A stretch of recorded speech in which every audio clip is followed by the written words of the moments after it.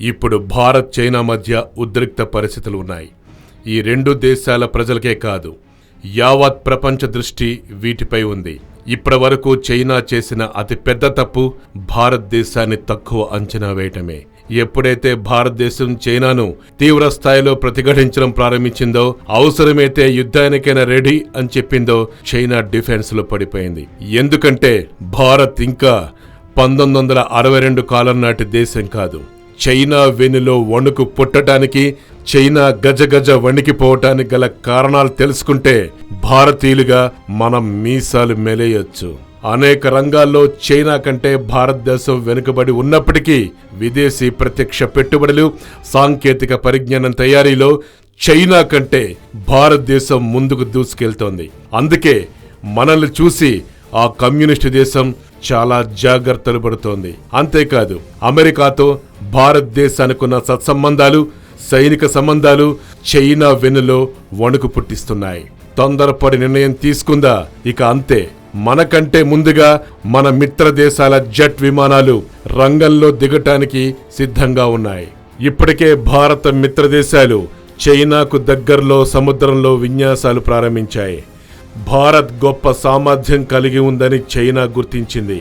ముఖ్యంగా చైనా ఎక్కడ భయపడుతుందో తెలుసా? విదేశీ పెట్టుబడుల విషయంలో భారత్ చైనాను దెబ్బకొట్టడానికి చాలా సులువు.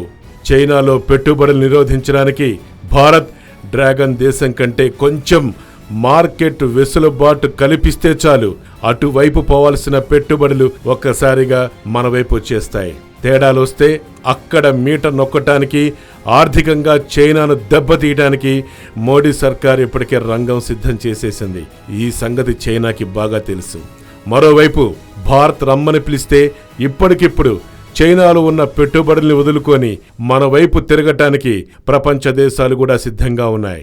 జస్ట్ భారత్ పిలుపు కోసం ఎదురు చూస్తున్నాయి అంతే. అందుకే చైనా వణికిపోతోంది.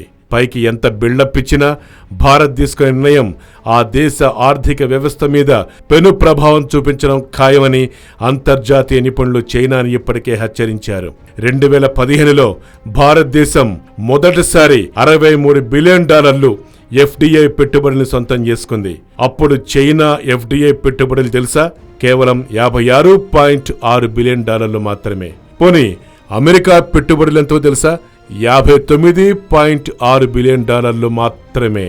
వీటిద్దరిని క్రాస్ చేసి భారత్ 2015లోనే ఎఫ్డిఐలు సాధించింది. ఇది చైనీయుల గుండెల్లో ఇప్పటికీ రైళ్లు పరిగెత్తిస్తున్నాయి. చైనా ప్రధాన వార్తాపత్రిక గ్లోబల్ టైమ్స్ ఇటీవల ఒక వ్యాసంలో మన భారతదేశం గురించి ఇలా చెప్పింది: ప్రపంచ దేశాలకు ధీటుగా భారతదేశంలో పెరుగుతున్న ఉత్పాదక పోటీతత్వంపై ప్రతి ఒక్కరూ దృష్టి పెట్టాల్సిన అవసరం ఉంది. ఎగుమతి ఆధారిత ఉత్పాదక పరిశ్రమల్ని అభివృద్ధి చేయటంలో భారతదేశం ఇప్పటికీ ప్రారంభ దశలో ఉన్నప్పటికీ దేశంలో కార్మిక, పారిశ్రామిక పరిశ్రమలకు ప్రాంతీయ కేంద్రంగా ఉద్భవించింది, విప్లవాత్మకంగా ముందుకు తీసుకెళ్తోంది. విశ్లేషణ ప్రకారం చూస్తే 2016లో చైనా తయారీ గంట వేతనం కంటే భారత్ ముందుగా 5 రెట్లున్నదట. అంటే అంత ఉత్పాదక శక్తి కలిగి ఉన్నది మన భారతదేశం. దీన్ని బట్టి చూస్తే చైనాలో భారత ఎగుమతులు ఈ జనవరిలో 42% వరకు పెరిగాయట. ఎంత వేగంగా భారత్ అభివృద్ధి పదంలో దూసుకెళ్తుందో సాక్షాత్తు చైనా ప్రధాన వార్తాపత్రికే గణాంకాలతో సహా లెక్కేసి చెప్పిందంటే చైనాకు గట్టి పోటీ ఇప్పుడు మన దేశం నుంచేని ఆ కంట్రీకి అర్థమైపోయింది. తాత్కాలిక నష్టమే మనకు, కానీ యుద్ధం గనక జరిగితే చైనా పూర్తిగా మునిగిపోవటం ఖాయం అంటున్నారు అంతర్జాతీయ నిపుణులు. ఇప్పట్లో కోలుకోవటం కష్టం చైనాకు. చైనా ప్రధాన పత్రిక గ్లోబల్ టైమ్స్ మరో ప్రధాన అంశాన్ని కూడా ప్రస్తావించింది.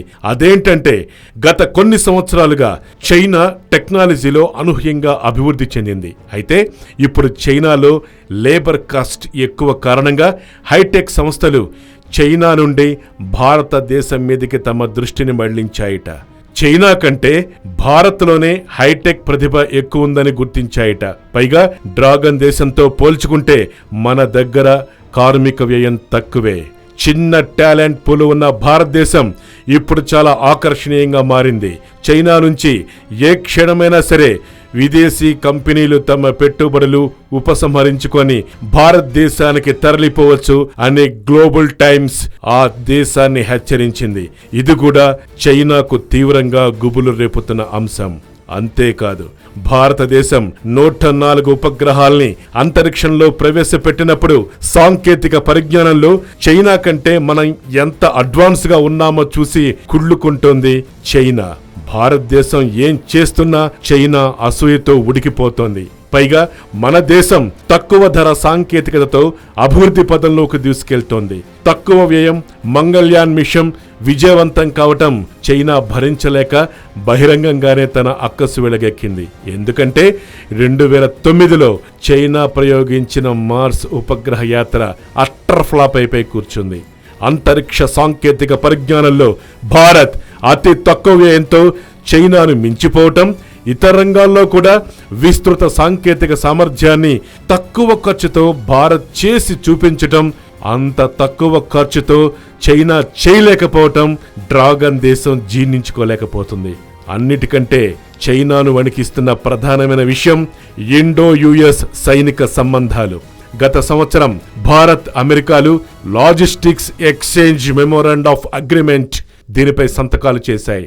ఇది అమెరికా మరియు భారత సైనికాధికారుల మధ్య లాభసాటి మద్దతు, సరఫరా, ఇతర సైనిక సేవల సదుపాయాన్ని కల్పించే ఒక మిలిటరీ ఒప్పందం అన్నమాట. ఈ ఒప్పందం చైనాకు పక్కలో బలం లాంటిది.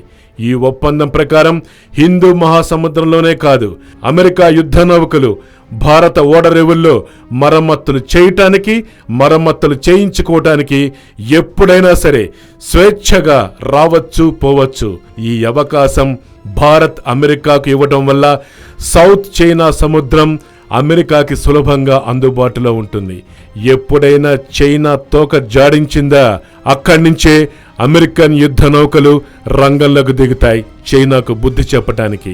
అలా చైనాకు చెక్ చెప్పటానికి మోడీ సర్కార్ సర్వసన్నద్ధంగా ఉంది. అందుకే భారత్ అంటే చైనా గజగజ వణికిపోతుంది.